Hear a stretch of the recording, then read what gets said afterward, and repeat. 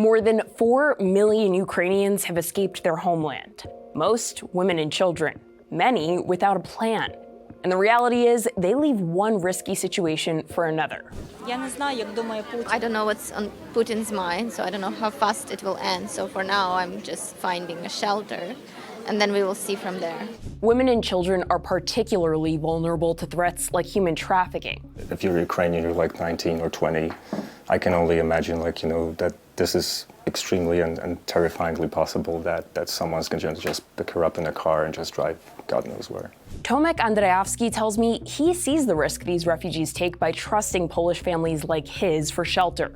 UN Secretary General Antonio Guterres has called for safety measures, saying for predators and human traffickers, the war in Ukraine is not a tragedy, it's an opportunity. The European Commission, the EU's politically independent executive arm, says Poland is a source, transit, and destination country for those subjected to forced labor and sex trafficking.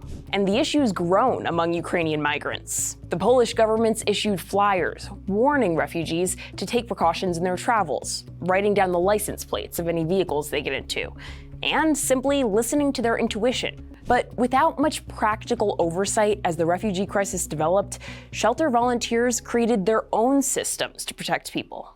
We have a procedure where we go to the police. There is police outside. We go to them, we tell them that, hey, this guy wants to go with that family.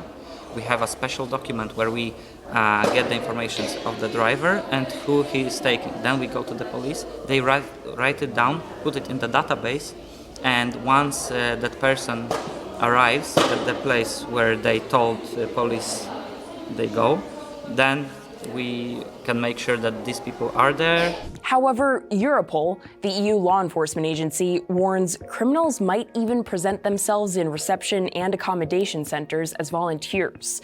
NGOs like La Strada in Warsaw continue to pressure governments hosting refugees to be more proactive in protection.